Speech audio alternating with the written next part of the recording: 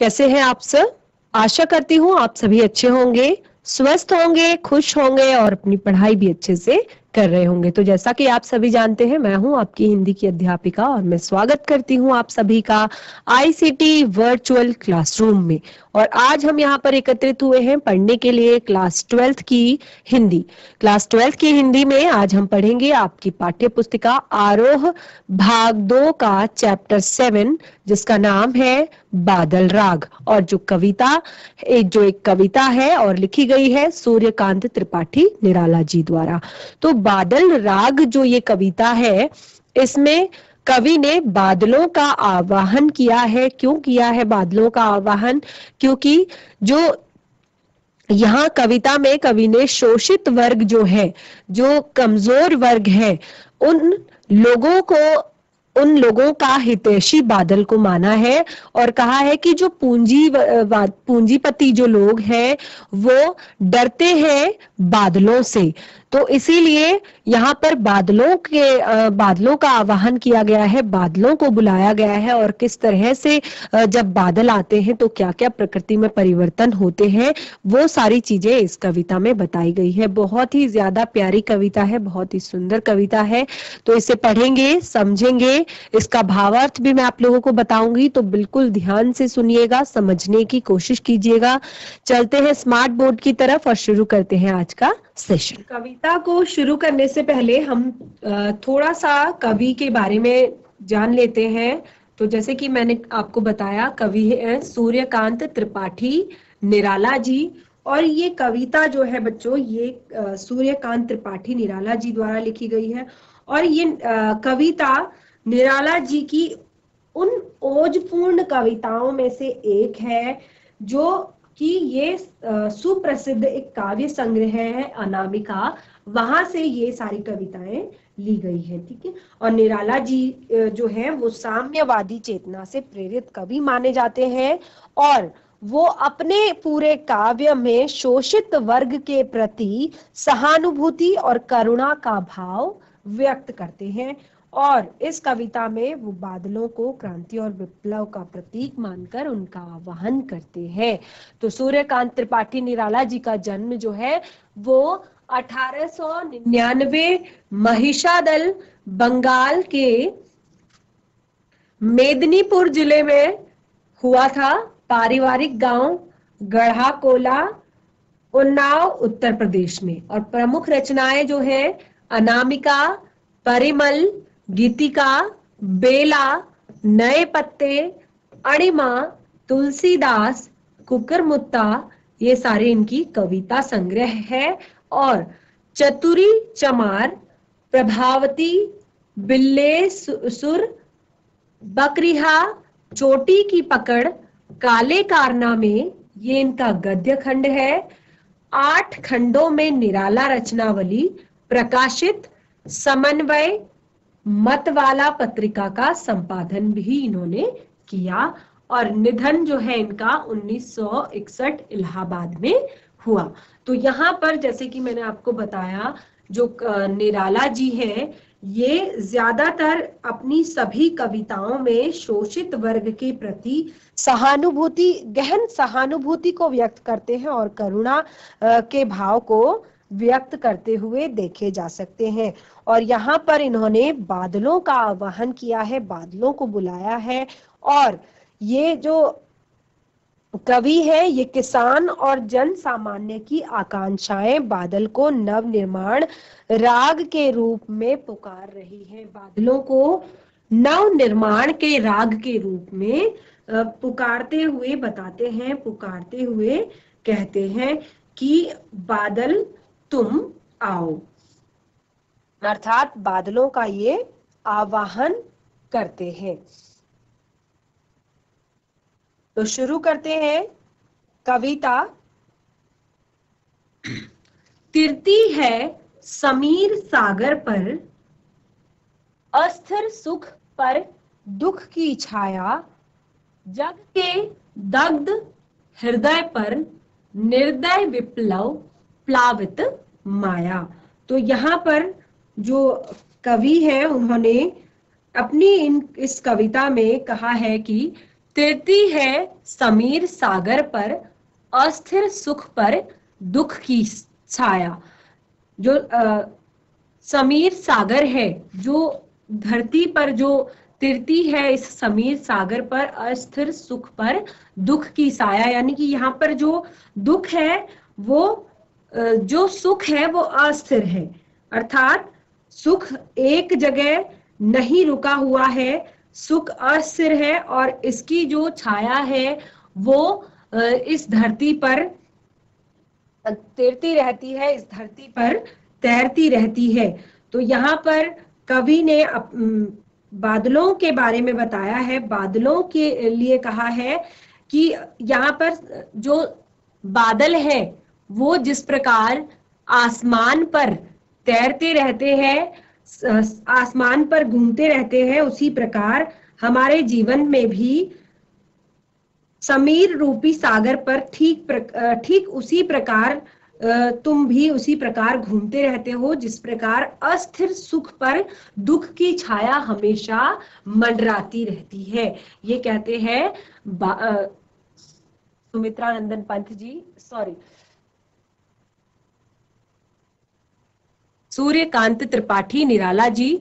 और यहाँ पे कुछ पंक्तियां इन्होंने अपने गति नव लय ताल छंद, नवल कंठ नव जलद मंद रव, नव नभ के नव विहग वृंद को नव पर स्वर दे। तो इन्होंने कुछ पंक्तियां यहाँ पर अपने लिए भी लिखी हुई है, कुछ प्यारी सी पंक्तियां, और इसी क्रम में आगे अपनी कविता को बढ़ाते हैं।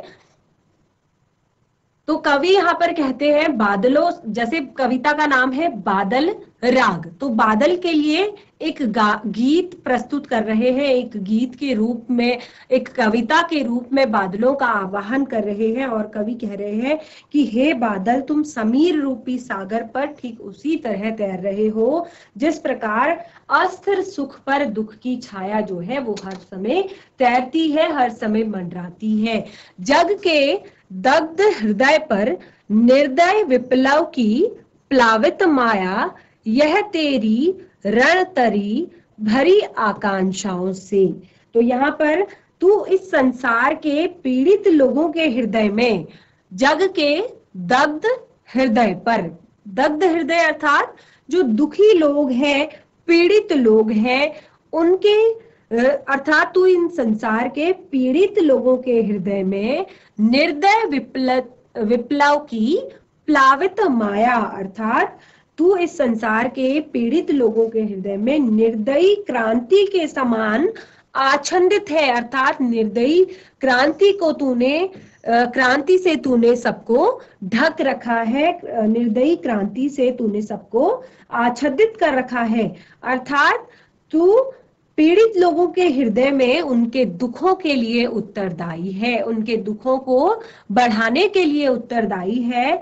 यह तेरी रणतरी भरी आकांक्षाओं से। और ये कहते हैं कि ये उसी तरह यह बादल तेरी युद्ध की नौका उन दलित पीड़ित लोगों की आकांक्षाओं से भरी हुई है, अर्थात क्रांति के आगमन पर उन लोगों में अपने दुखों के निवारण की जो भावना है वो बलवित हो जाती है। यह तेरी रणतरी, अर्थात ये तेरी तूने ये एक रणनीति बना रखी है कि जब उन लोगों के मन में आकांक्षाएं भरी होती हैं कि वो लोग अपने दुखों का निवारण अब कर पाएंगे, अपने दुखों के निवारण करने के लिए उनमें भावनाएं बलवती होती हैं, अर्थात अपने दुखों को दूर करने की जो भावनाएं उनके अंदर आती हैं और वो सपने देखने लगते हैं, अच्छे समृद्धि के सपने देखने लगते हैं। तब हे क्रांति दूत बादल, तब घन भेरी गर्जना से सजग सुप्त अंकुर उर में पृथ्वी के आशाओं से नव जीवन की ऊंचा कर सिर ताक रहे हैं ए विप्लव के बादल। तो यहाँ पर कवि कहते हैं हे क्रांति दूत बादल, तुम्हारे नगाड़े की गर्जना से सावधान होकर घन भेरी गर्जन से सजग सुप्त अंकुर अर्थात तुम्हारे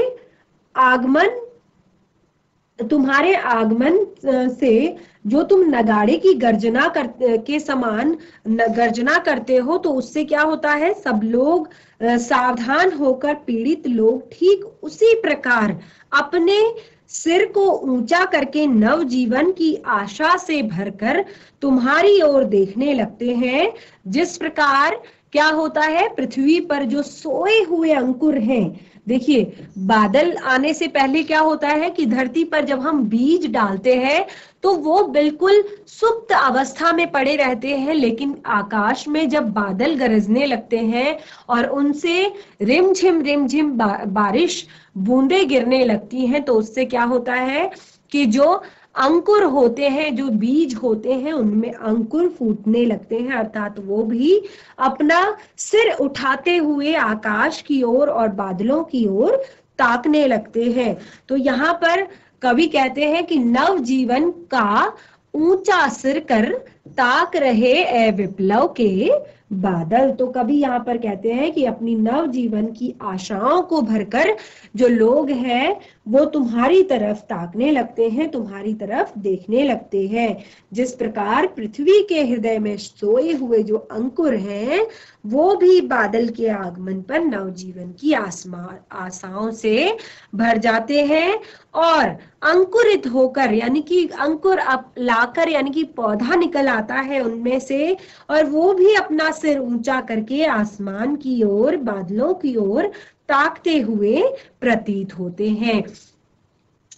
तो यहाँ पर कवि के कहने का भाव यह है कि क्रांति के आगमन पर, यहाँ पर बादलों को क्या कहा है, क्रांति दूत के रूप में बताया है बादलों को। जैसे कि मैंने आपको बताया, बादलों को उस क्रांति दूत के रूप में बताया है जो कि शोषित लोगों के लिए क्रांति दूत बनकर आया है। और जब पूंजीवादी लोग, पूंजीपति लोग जब देखते हैं कि बादल आ रहे हैं, अर्थात बादलों की गर्जना से वो क्या हो जाते हैं, डर जाते हैं। वो जो किसान होते हैं उनको और जो शोषित लोग होते हैं उनको परेशान करना छोड़ देते हैं।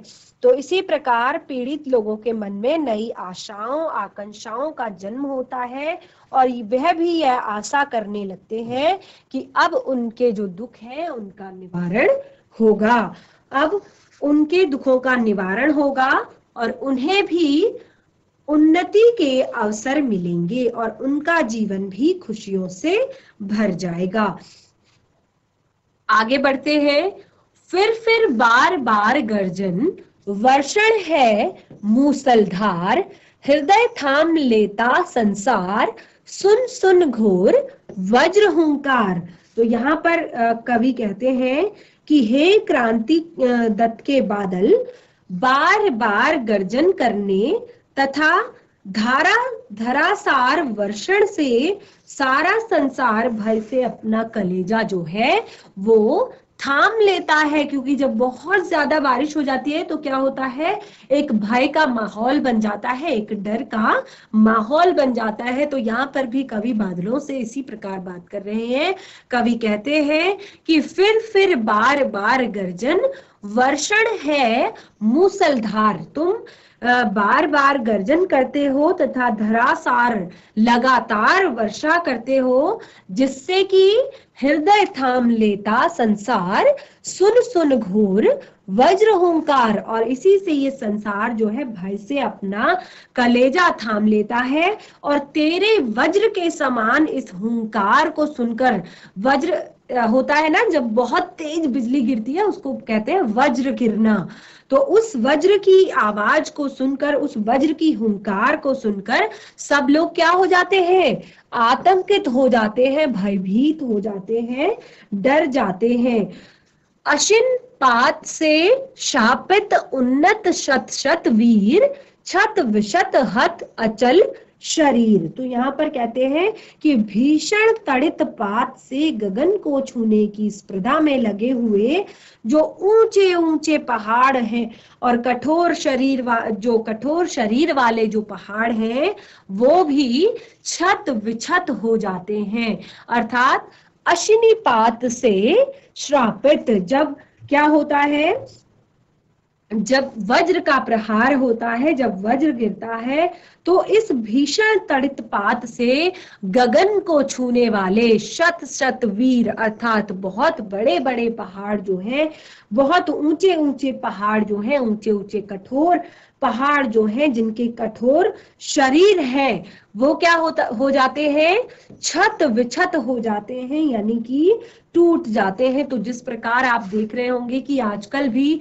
बहुत ज्यादा वर्षा का जो वर्षा ऋतु चल रही है, और हर तरफ आप देख रहे हैं कि अक्सर क्या होता है, आपको ऐसी न्यूज, ऐसे समाचार सुनने को मिलते हैं कि आज वहां पर वज्रपात हो गया, बिजली गिर गई, और वहां पर पहाड़ खिसक गया, या वहां पर नदी में बाढ़ आ गई, या बहुत सारी इस तरह की बातें आज के समय में, यानी कि वर्षा ऋतु में जब बहुत ज्यादा वर्षा होती है, बहुत अधिक वर्षा जब हो जाती है, तो इस तरह की कई बातें हमें सुनने को मिलती है। तो ये क्या कवि इसी प्रकार बादलों को भी कह रहे हैं कि जब तुम अपने वज्र का प्रहार करते हो, तो जो ये बड़े बड़े जो पेड़ हैं, पौधे हैं, जो पहाड़ हैं, इनके जो अचल अचल शरीर है, वो क्या हो जाते हैं, बिल्कुल सब वो टूट जाते हैं। जो गगन स्पर्धा धीर है, अर्थात आसमान को छूने की, जो आकाश को छूने की, अर्थात क्रांति रूपी तड़ित पात होने पर ये उन्नति के शिखर पर पहुंचने वाले सैकड़ों वीर जो हैं, उन्नति के शिखर पर अर्थात ऊपर आसमान तक जिनकी ऊंचाई हो, वहां तक पहुंचने के बाद भी क्या होता है, इनके जो शरीर है, ये सैकड़ों वीर जो है वो मिट्टी में मिल जाते हैं, बिल्कुल समाप्त हो जाते हैं इनके शरीर, अर्थात पूरा जो पहाड़ है वो टूट जाता है। हंसते हैं छोटे पौधे लघुमार, शस्य अपार हिल हिल खिल खिल हाथ हिलाते, तुझे बुलाते, विप्लव रव से छोटे ही है शोभा पाते।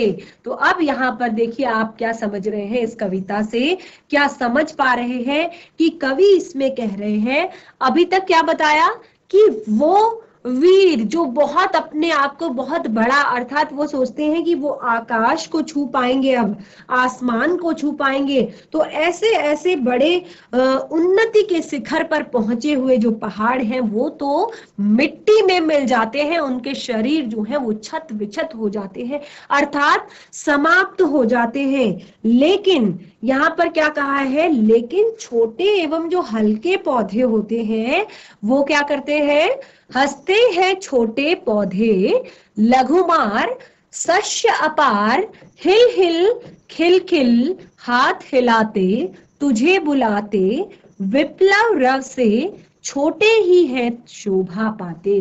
तो यहाँ पर कवि कहते हैं कि लेकिन इससे क्या होता है, जो छोटे और हल्के पौधे होते हैं वो उसी प्रकार मुस्कुराते हैं, उन पर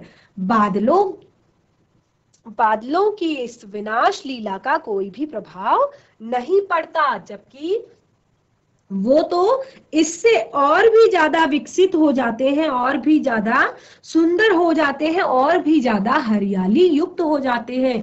जो छोटे पौधे होते हैं वो वर्षा होने पर और ज्यादा सुंदर हो जाते हैं, और ज्यादा प्यारे हो जाते हैं, और वो कैसे प्रतीत होते हैं, मानो जैसे छोटे छोटे जो पौधे हैं वो हिल हिल कर खिल खिल कर हाथ हिलाते हुए वो तुझे आने का आमंत्रण दे रहे हो, अर्थात बादलों को निमंत्रण दे रहे हो, बादलों को बुला रहे हो।